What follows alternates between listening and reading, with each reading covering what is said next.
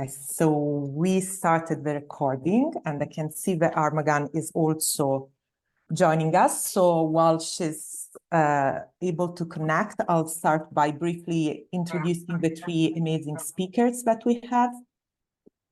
So I'll start with Aminata Kalokoh. Aminata is a member of the Associations of Visitors to Migration Detainees based in the UK, which is an organization that offers emotional support to people detained under immigration powers. In particular, they support the creation and maintenance running of visitor groups across the UK. And her work involved expertise from organizing, public speaking, sharing visions on the violence of immigration detention and deportation, informed by her lived experience of detention inside the Yarswood Detention Centre in the UK. Aminata has been collaborating with different universities, including border criminologists at the University of Oxford, and have been working on a short animated video that seeks to highlight the gendered harms of immigration detention, and also with the University of Westminster on a podcast series which showcase some conversations within people with experiences of detention, discussing the multiple and reverberating harms of this form of migration-related incarceration. And she's part of the Unchained Collective, a collective of people with and without lived experience of detention, using arts to challenge border violence and this violent system. So thank you, Aminata, for being with us. It's really an honor to have you and to learn from you, your work and your critical insights. Then the second, sorry, thank you. The second speaker is Armaghan Chamkanai. Armaghan is a politician, women's rights defender, writer from Afghanistan, currently in exile. She graduated from high school and started her career when it was the beginning of the growth of democracy in Afghanistan. And to pursue and achieve her goals, joined law political science faculty and started her political activities through writing articles, rising up her voice as an activist for women's rights, understanding the existence of social barriers for women even after the end of the Taliban rule. Armaghan worked with different NGOs which were active in Afghanistan, working for human rights, women's rights, and other humanitarian services. She attended many TV interviews, live shows, roundtables, conferences, international forums to speak up for the rights of women in her country. She ran for parliamentary election in 2018. She holds a master's degree in international relations, and she has been politically and socially active for about 12 years. And after the collapse of the republic in Afghanistan and Taliban coming to power with a scenario of isolating women, she was left with no choice unless leaving everything behind and taking refuge in Portugal. There she started her involvement and work with migrant and refugees communities, and she's currently working with these communities, people from Afghanistan and also other countries. Thank you, Armaghan, for being with us today. And then last but not least... Thank you, Francesca, for having me. Thanks. And last but not least, we have Moshood Olanrewaju. I don't know if I certainly mispronounced the name. Sorry about that. It's an hard one, sorry. And Moshood is a tribesman from the popular Yoruba people of southeastern Nigeria. He's also a community psychologist working on fundamental human rights, using core community psychology competencies, including creating alternative settings knowledge mobilization, facilitating participatory processes, critical conscientization, and applied research. His primary focus is developing political capital for refugees, displaced migrants, and other marginalized communities on the move, amplifying the group's voices through advocacy and activism, action-oriented, participatory, and multi-method research, advancing social equality, practicing consultation and community education training. He's currently the board vice president of Refugee Action Network, past co-chair of the SCRA Immigrant Justice Group, and faculty advisor at the Adler Immigration Justice Association. Thank you, Moshood, for being with us. We look forward to learning from you as well. Francisca, you owe me money. You and I have been together for the longest time. You should not pronounce my name, my last name by You're right. You're right. I owe you dinner when we will be in Montevideo. Thank you for having me here. Yeah, with no further ado, thanks to the three amazing speakers. It's really incredible to have you here. Yeah, and I look forward to learning from you. So I will leave you the floor. I've shared with you some questions, we shared with you, with Francesca Frascia and the other people who organize this workshop. I don't know if you want to start from them, but you can also take your own direction. If you want, I can briefly recap some these questions that we share to some of try to generate this discussion, which we thought were useful, but obviously, I mean, feel free also to to ignore them if it works better.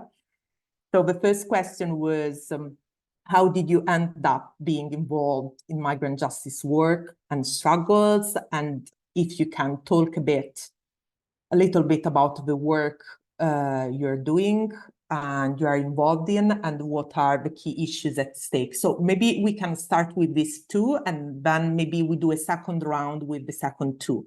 But as I said, feel free also to ignore this question, just talk about what you prefer. Thank you.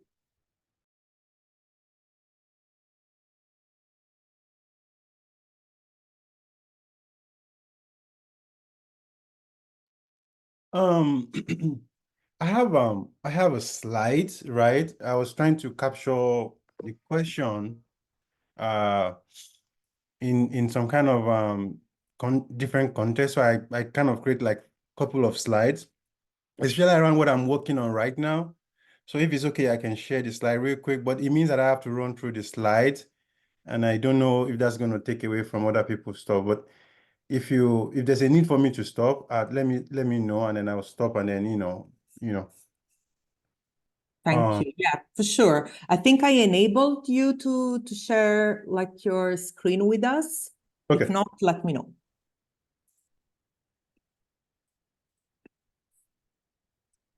So maybe it's not important, this slide, anymore, because the intention was to say I come to this work as a critical psychologist, right?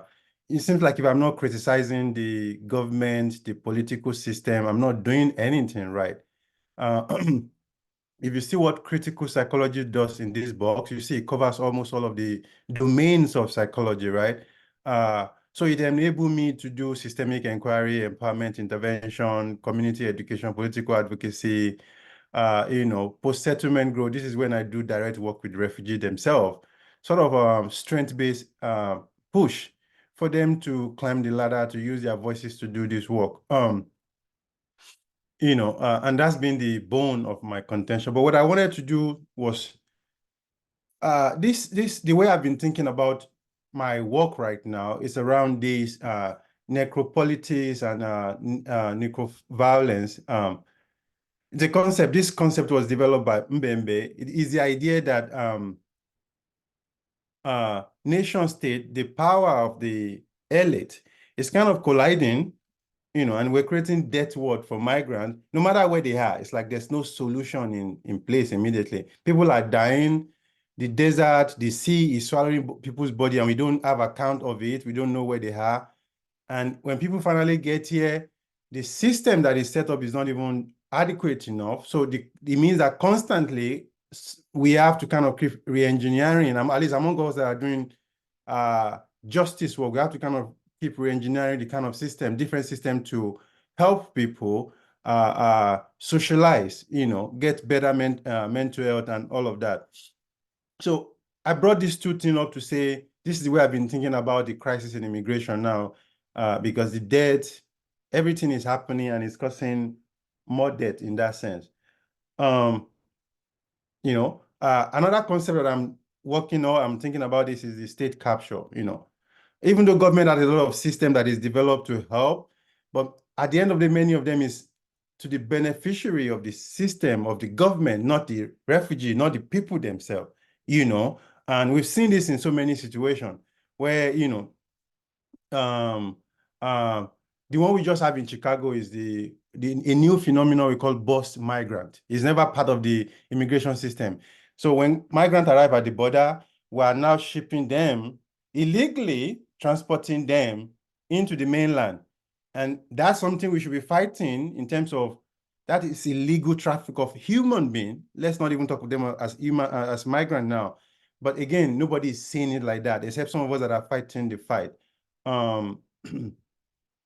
Let me stop now, see if other people want to, then I can go back to what is relevant to me right now. See if other people have other speakers have something they want to contribute.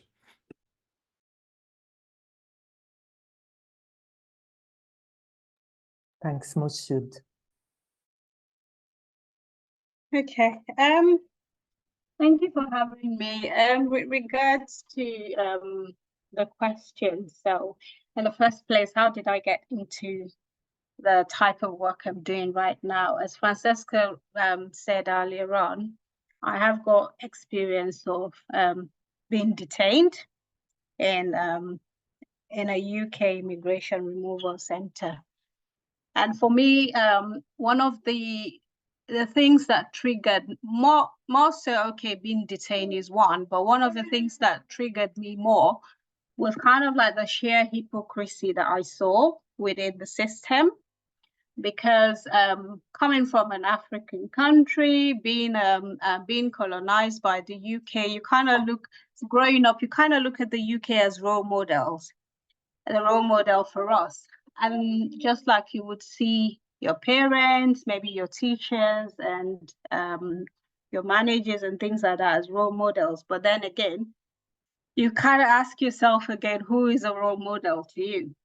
So coming to the UK, I thought, okay, the UK is one of the countries that upholds the highest standard of human rights, and very, very much so, very quick to attack other countries on how and where they've gone wrong in terms of upholding human rights laws and status of other people. But then you've got a hidden system where people's human rights are being abused. So it got to a point where the immigration system in the UK was more or less illegalizing people. Illegalizing people in the sense that you've got a particular category of status, and then probably 3-4 months down the line for it to be renewed or so, they come in with harsh measures that automatically means you can't switch over from one category to another, thereby making you to fall under this category. So when I was detained, I found myself in this removal center. The processes that took place, the way people were handled, and the sheer corruption that I saw within the system at the time kind of made me think twice that, okay, maybe the people you think are role models and sometimes are really not what, apologies about my daughter here, not really the people that you think are role models. So I decided that coming out of, if I happen to come out, one of the things that I was going to do was to speak out. And then especially coming from a minority background, where Black people are almost kind of like scared to speak out sometimes. Sometimes it's just because of the stigmatization that we tend to think comes with being locked up in a removal center that prevents people to speak out. So I thought, well, if I can help one or two people, I think at least I've done my bit in terms of migrant justice. So I then obviously met Francesca, and it kind of like started that way for me.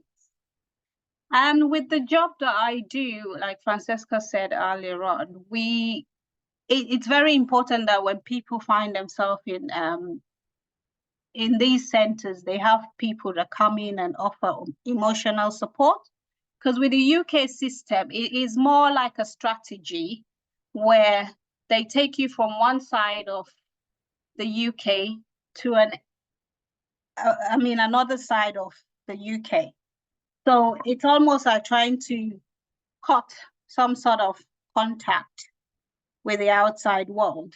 Though they pretend to say, okay, we will give you a phone, you can speak to people out there or so. But when you think about where you've been taken and where you've been sent to, sometimes it's pretty much very expensive for family members to even come around and see you, especially if they have to bear the cost of the legal cost as well. So it's very important that we have people that would go in and see and visit people that are being detained to offer that emotional support. So I find myself with the charity that I'm currently working with, where we've got voluntary groups that go in and offer emotional support to people, and sometimes do a bit of signposting, and some do carry a bit of legal work as well for people that are detained. At the moment, it's a tough one. It's a tough environment to be working in, because the UK are constantly using migrants as a punching ball for politics. Everything you put on the news, everything you hear is all about migrants, and it's all about refugee rights. It's all about the Rwanda policy. So, and obviously there is this intention to curb protest, where very soon it will almost feel like it becomes illegal to protest about things. So they're trying to give more and more powers to the Home Secretary, more and more powers to the police. So it's making our work slightly difficult, but we're still pushing. And obviously, we don't know where the Rwanda policy is going at the moment. They're still fighting, even though the government is still not giving up on that policy, despite that it's gone through the Supreme Court, and they still want to carry on with it. So it then brings me back to the beginning, where I've said, if the UK government now wants to go against their own Supreme Court, then it brings us back to the same thing: is where is the human rights? Where then do you place people's human rights, when every day they are talking about human rights laws of other countries, but then yet they are happy to go against the Supreme Court of the UK? So for me, it's all about the sheer hypocrisy around all of it, and it's about who are the people benefiting from this system. Because surely it's a system that has been created that benefits certain individuals, like Moshood said earlier on. It's no longer about migrant rights. It's no longer about people's human rights. It's about who pockets the money by opening up more detention centers as they're currently planning? Who are the people that get the contracts? Who are the politicians that are hiding behind these contracts? So for me, that all of that is what has actually pushed me further and further into the work that I do. I'll stop there for now, sorry. Thanks, Aminata. It's always very inspiring and illuminating hearing to you, listening to you. I don't know if Armaghan, you would like to jump in? Yeah. First of all, hello everyone. Thank you so much for having me. And I'm sorry because I had a little bit problem with logging in. I had a network problem. It's actually a very nice opportunity being in here. Thank you, Francesca. Whenever I want to speak about my experience of fleeing Afghanistan and my migration experience as an activist in exile, it used to make me so emotional. I used to cry and always thinking of my home, my family, my friends, my hometown, and everything I left behind. Thinking of all this used to make me so emotional. But after my involvement with a large number of immigrant families, listening to their stories, writing down their all their struggles, translating their pain and emotion, and filling up their asylum-seeking forms. It made me so strong. I start forgetting about my experience, which is not as difficult as them. It gave me a sense of responsibility to do something for the rights of these people, these families, these young children, those newborn babies who left everything behind in seeking of a safe shelter for themselves. It gives me a sense of responsibility to speak up for them, to raise my voice, to at least do something that I am able to do. I think according to my experience personally and my experiences professionally working with these families, with these people, which I was involved and I'm still involved and I'm still working with them, going through this process, this journey, which is the migration, is one of the most terrifying and difficult and challenging process and journey that a human being can ever go through. It's not easy at all.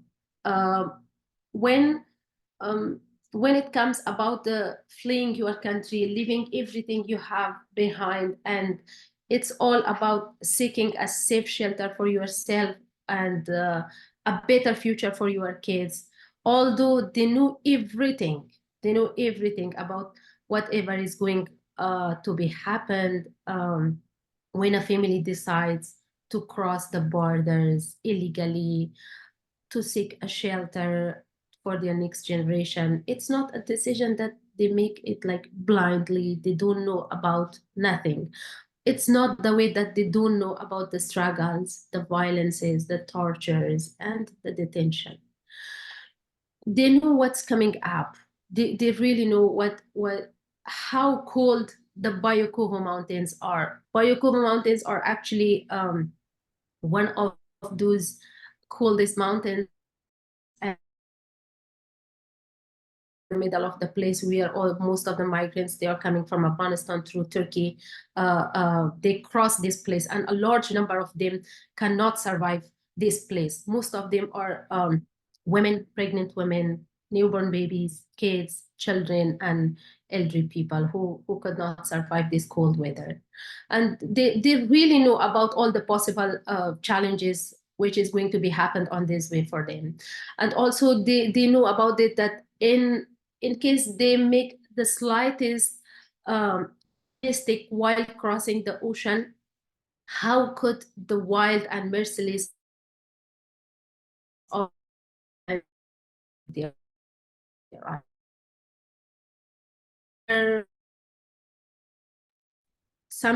recent years, this ocean has been changed to a cemetery of migrants. And most of these people are coming from Afghanistan, from Iran, from countries who are economically and politically completely in a very bad situation. All these families, they know everything. In spite of all these challenges, death rates, human traffickers, abuse and violences, and migration detentions, a large number of people still flee their countries. They still take this decision to pack all of their lives in a case and walk without all will be the final destination. Will they be able to survive this journey? Will they be able to arrive in a safe destination or not? But still they walk. They accept everything. They know everything. And then they just take this journey and they just walk. According to the United Nations Department of Economic and Social Affairs, around 281 million people are internationally migrating. And this, when we are listening about this, whenever I read these informations, all these reports and everything, or maybe I am following any news is related to these migrations, to these migrants and their struggles, comes up, and we are who these people are. Where are these people coming from? And the answer is very simple. It's happening. It's all because of war. The answer is war, and the hypocrisy and the discrimination. In one hand, the world is busy investing in war. They are supporting war, and what the war produces is, I think I can feel and understand this in a very right way, because war, there are a lot of instances of migration, which only one instance is climate change. The rest is all the circumstances and results of war. A lot of people escape their countries, which I am one of those people. I left everything. I left with no choice.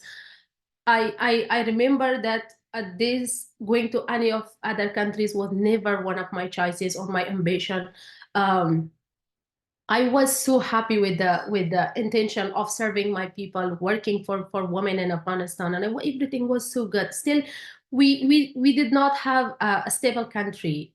We still had war, violences, everything in Afghanistan, but still we had a hope. I know how everything politically changed, and we lived with no choice than this, leaving everything behind, holding our kids and just escaping our country.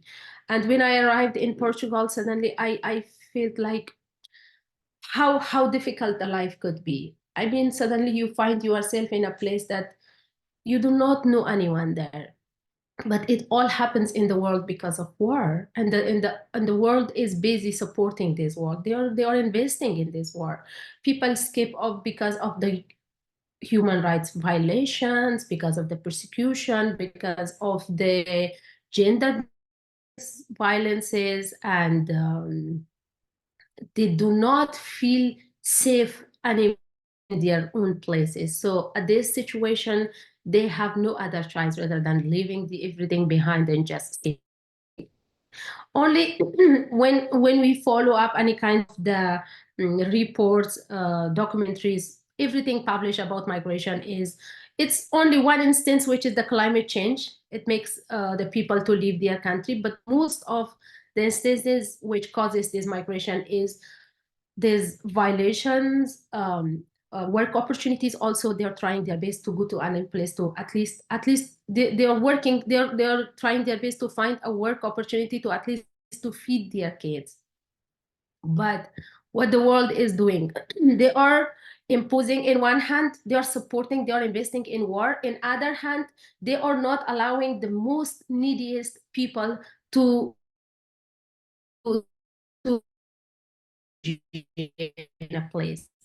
I think until this place I am okay, and then I will go back, and then after, if anyone else do want to add something else, then I'll continue with my the rest of my speech if it's okay. Did I take so long time, or I don't know? You're okay, Aragon. Armaghan. You're good. I want to follow up. Armaghan. Armaghan. I want to follow up with what you're saying. If I can share my slide again, just to show what I'm working on right now in terms of this international migrant trafficking back and forth. I'm presenting the APA convention in August, and this is what I'm presenting with Division 23 of American Psychological Association. They're called Social Justice Division. The reason is, let me quickly share my slide so I can show you guys. This is the bigger crisis now that we are dealing with when we talk about immigrant injustice. People are forced, based on what Armaghan was trying to explain, people are forced to sell organ, right? It's becoming, before it was a low-key kind of thing, but right now it's becoming over rampant. I think because the price of these organs are going up. You can see on this slide here the prices for the organs, right? Kidney is 138,000. This is not what they're paid, but the idea is that this is the current black market price. But when it comes to migrant, not only when they remove this thing in a very shallow hospital, the effect that the migrant takes on to their destination, some of them don't even make it to their destination because they remove this thing in illegal places, in a legal situation. So people are dying unnecessarily even before they get to their destination, even when they get to their destination, because many of the healthcare system they are coming into have to have them get documentation before they can service them. It means people are already dying because of all of this. So this is what I'm presenting at the APA, particularly around young men, because young men are the one making the move the most. When they leave these countries, their countries of origin, the first people to make those moves are young men, right? Especially when you talk about the Saharan Africa, when people that are coming from that part, is always young men trying to make this risky move. And the international community has been talking about it, but they focused on women. So that's why I've begun to look at how it's affecting young men. This is the picture. You can see this caught. These are people are caught when they remove their kidney or their organs, whatever part of the organ. So the intention is for this injustice to stop, the world have to call attention to this right now. Otherwise, we're losing more men. Not only because the idea is that there's no money. They have to cross many countries. You can imagine African migrants are now at the US southern border. And that takes a lot of route. And so before they get all of this place, they have to get money. And the only way they can get money is to sell some of their organ, which is actually worse than anyone should be doing, right? The worst place in the world now that is happening is in Egypt, right? Because I think Egypt kind of legalized that, they can sell organ. You can see they have like illegal facilities, almost 100 of them in operation right now. And many of our young boys or young men have to route themselves through this corridor, Egypt or Libya. We don't even want to talk about Libya here. Libya is just a whole mess, right? And so this is another injustice that I'm looking at right now that I think the world should cash on to, as it is. Let me see what else I have here. Well, let's see if someone else has something. I can continue later. Yeah, maybe I can jump in because I think you start to touch on like actually the last two questions that we have for you, that it would be really nice to have your insights, which are: what does migrant justice means to you, and how does this concept translates into your everyday, like individual and collective work and struggles? And what do you think psychologists in general and community psychologists in particular should do to support migrant justice struggles? And I think as many of us are community psychologists would be really important. And I think your presentation kind of started to touch on that. So I will leave you free the floor if you want to share some insights. You want me to continue, or Aminata, or are you guys able to take it? take the question? No problem. If anyone Yeah. else want to continue, yeah. I mean, I think the term itself explains it. It's all about protecting and obviously the humane treatment of immigrants in all borders, right? But like Armaghan said, the world is in a place where there's war everywhere. Politicians it's more about, for me now, it's the way I see politicians now, or I see governments, or it's all about strategic positioning. It's no longer about the human rights of people. It's no longer about protecting people within borders, but rather it's more about strategically positioning themselves within borders, right? So hence why things like this, just like what Moshood has said, are just going unnoticed, because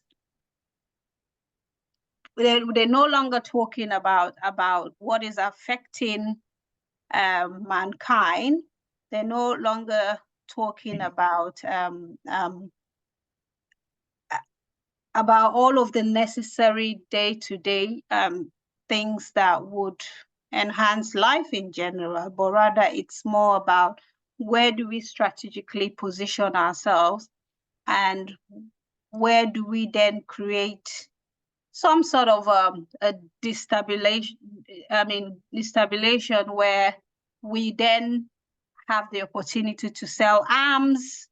We then have the opportunity to do illegal tradings, in the sense of tapping into minerals resources of areas where they have strategically positioned themselves. So again, it's a tough environment, but we have to keep fighting. We as community psychologists, as activists and things like that, we have to work at least 10 times more to get people to be aware of what's out there, what's important out there, and deviate away from the strategic positioning of governments like the UK, US, and all of that is currently going on. People are dying. We've seen what's happening in Pakistan, in Gaza at the moment, but do they care? No. It's all about where they position themselves, who positions themselves as a world leader, whether it's America, whether it's the UK, whether it's Russia, whether it's China, and that's not what we want. We want to hear more about why people are seeking refuge and what we can do as countries, as activists, as psychologists, to help them out. And I think in terms of community psychologists, it's not about accepting that what is happening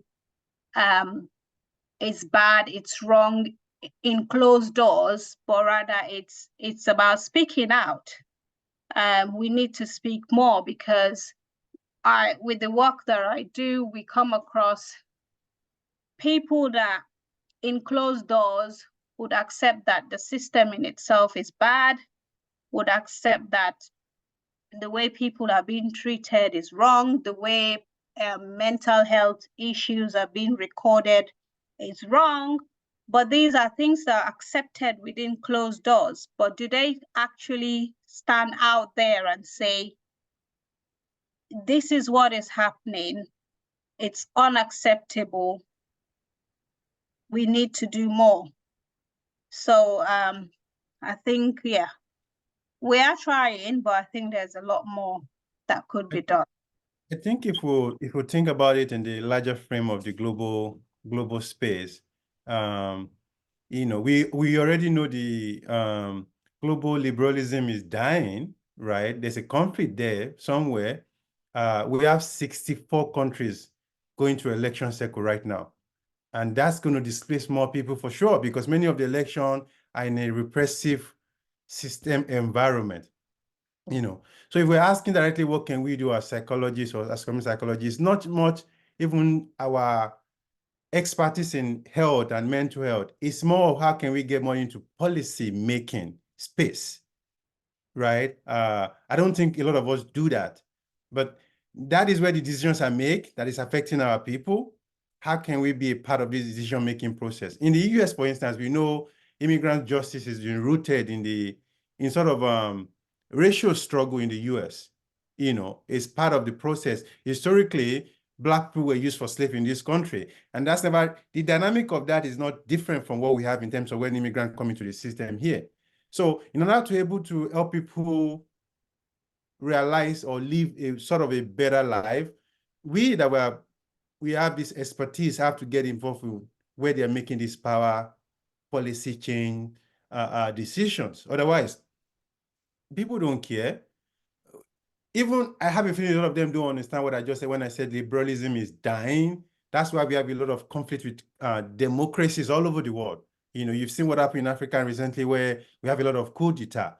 This coup d'etat was not because these people were just getting on, it's because the young Africans they are in a different mindset, and the political system we have, the democratic political system we have, the world is not mirroring what people are saying. So there's a conflict there, and it's similar to what is happening across the world, and this is directly having an effect on the migrant that we care for, you know. So if you're asking what should we do as psychologists or as psychologists in general, beyond our expertise in mental health and what have you, we need to get involved in politics, you know. Thank you, Moshood. And I like the last sentence you said. I just want to add with Aminata, the way she was saying that the slogan of protection of human rights is just it's nothing, just something that all the politicians are using this for their own personal political interests and benefits. Otherwise, if you go through the visa issuance websites of all the countries who are now a kind of host for the migrants, you can see how there are a lot of options that they are giving special offers for the people who are saying, if you invest this amount of money in this country, you are going to receive a special visa, a golden visa, you are going to receive a permit to work here, you are going to receive maybe a free insurance and something like this. When you grow up, when you go through this kind of like discrimination, you can understand that how the world is playing a political game with the people under the name of protection of human rights. And they are closing their borders for those people who are the neediest people in the world. They leave everything behind just because they don't want their kids to die. They just want to save their family, and they're trying to find a safe place for their own self. You are closing the border on them. In case they cross the border, they get lucky enough to enter this new country, what kind of strict rule and regulation they impose on those people? Whenever I speak about this journey, it's not only the difficulties of all those journeys that they cross and they arrive in their final destination. The most, there is a lot of new barriers waiting for them in the final destination, mostly in the European countries. When they arrive there, you understand that a lot of these people who cross these borders illegally, these are the people who are coming from a very low class of other societies. Most of them are farmers, workers. Most of them are people who are not educated enough, and then when they arrive in these new countries, they suddenly find themselves in a new place with a lot of barriers. And the biggest barrier is the language barrier, which was not even easy for me to handle. And I mean, for those people, when they arrive here, cultural shocks, social differences, and new rule and regulations. What I actually want to request all the activists around the world, and not only the psychologists, but all the activists who is involved in this kind of social activities. I really want to ask everyone to do a collective activity to give awarenesses about these people who are coming and crossing the borders like illegally, and they are asylum seekers, they are coming to a new country. You know, from my experience, when I was working with these people back in Portugal, and whenever, like, not only in Portugal, in any other European countries, whenever they had like a kind of interview in a place, like in a social office, like in a public sector, like in a hospital, in somewhere, it was like something for them. For them, it was like giving them an invitation to participate in a war, because they understood that they do not speak the language, they do not speak the English, and then when they go inside to that office, to that place, someone is speaking with them and trying to communicate with them with their own language, which is the most difficult thing for them. I mean, all the countries who are involved with these migrants process and people who are coming to these countries, they need to receive a large publicity about the situation of these migrants. It's not only about that you are giving them this permit, the residency permit, and you are giving them this legal document, and you are making them legal to live in this country. They are having a lot of other problems. It's not only the matter of work, it's not only the matter of education.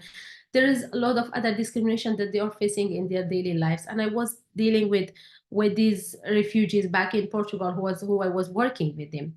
So what I actually want to say is it's for all of us as activists, as people who are involved with social activities. We really want to speak about this.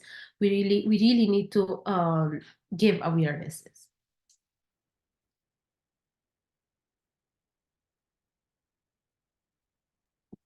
Yeah, I mean, if I can comment, I mean, this is what sometimes I sit and I think and I ask myself, like, it's democracy dead now? Is it a system that maybe we should forget about and try and maybe develop another system? Because I ask myself, like Armaghan is saying, the discrimination, you say, for example, the UK with the illegal migration bill, people crossing the channel. It is clear that a lot of people that are crossing through the channel are people that have come from countries that have been destabilized, and obviously are countries where the UK in itself has had hands in.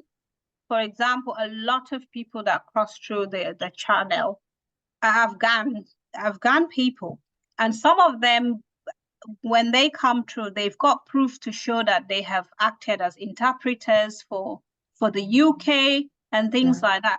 But when the UK was ready to move out of Afghanistan, what did they do? They only chose a selected few and left the rest for them to find their way.